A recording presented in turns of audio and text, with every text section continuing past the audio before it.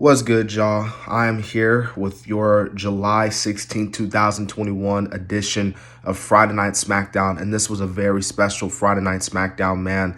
Officially back. The fans are officially back, ladies and gentlemen. WWE is officially back on touring. I said this in my AEW review, man, that wrestling is so much better with the fans back, and tonight was just another main reason to why that is. Well, first off, that was an amazing promo package that they did. An amazing promo package with the fans. And to kick off the show, the chairman of the board, the owner, the founder, the owner, I almost said founder. But anyways, Vincent Kenny McMahon comes out. He makes his return.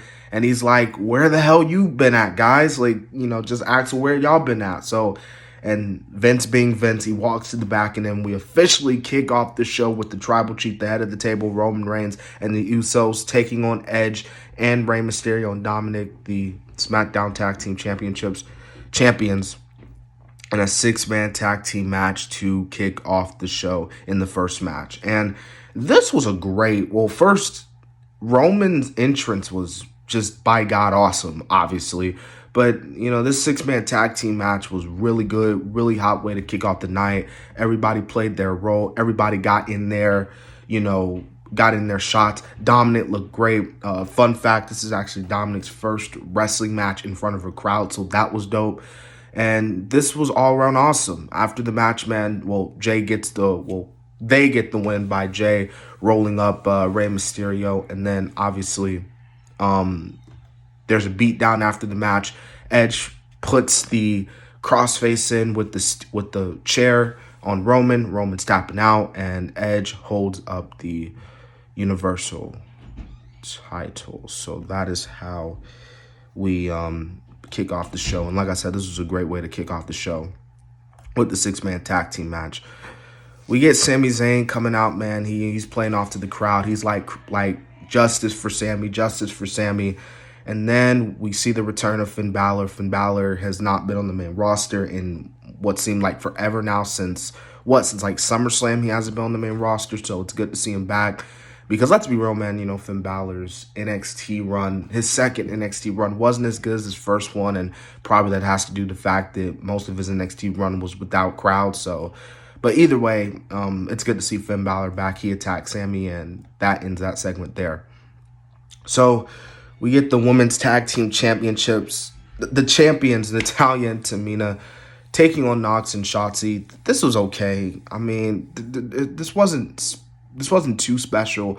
This kind of felt like a cool down match after the six-man tag team match. I mean, you had Liv and Zelina arguing, fighting on commentary, so that was okay. But I mean, it was good. Nox and Shotzi are the winners, and they are actually the new number one contenders. So Nox and Shotzi already making a fiery start on SmackDown. So then after that, we get the SmackDown Women's title match between Carmella and Bianca Belair. I thought this was good. I thought this was good for what it was worth. Carmella did her part well. Bianca got a huge pop, which was awesome. Bianca obviously over with the crowd. I mean, these both women, did their part, and this was good. I mean, that kiss of death, man. KOD, that finisher is insane. That was crazy. So yeah. So we get Alpha Academy, man. Chad and Cesaro backstage, and then this leads to obviously Otis versus Cesaro. There's really nothing I could say about this. I mean, Cesaro wins by DQ, but Otis and Chad just beat him up. So yeah. And now we get Baron Corbin. Get Baron Corbin. Poor Baron Corbin. He's losing everything. His poor daughter has to eat. She has to eat spaghetti out of a can. You just feel for but Baron Corbin and his family. And it sucks because Baron Corbin had to do his own fund page on corbinfundme.com, which is actually a real website. I literally looked it up. It's a real website, y'all. And unfortunately, you can't donate, which sucks because I was actually going to. But Corbin's doing a great job with this depressed Corbin gimmick. I'll give Corbin props. He's doing a great job.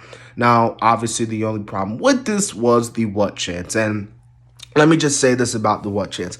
What chants are probably the stupidest chants in not just WWE, but professional wrestling. It's so stupid. I can't stand it. It is annoying. Like, I do not like that what chance. We have got to get rid of what chance and just banish it from eternity, please, because what chance are just god awful. But like I said, man, Corbin did his part, and we get the fatal four-way match, man. You know, Big E, Shinsuke, Owens, Rollins, and this match, this main event, dude, this was good. Like, awesome, awesome, awesome. I loved it. You know, even though they didn't have that much time given left into the show, it was still good regardless. So I liked how they did that. And not in SmackDown, man. Rollins wins the match, and then he ends the night by climbing up the ladder, holding the Money in the Bank briefcase. So great on that, man. Great on that.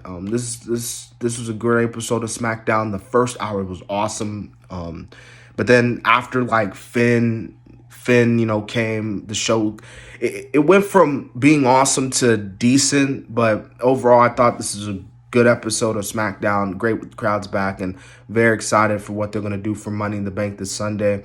And that has been my SmackDown review. I hope you guys enjoyed. Remember to subscribe to the channel. This has been the Kid, DC Wrestling, and so on. Yeah.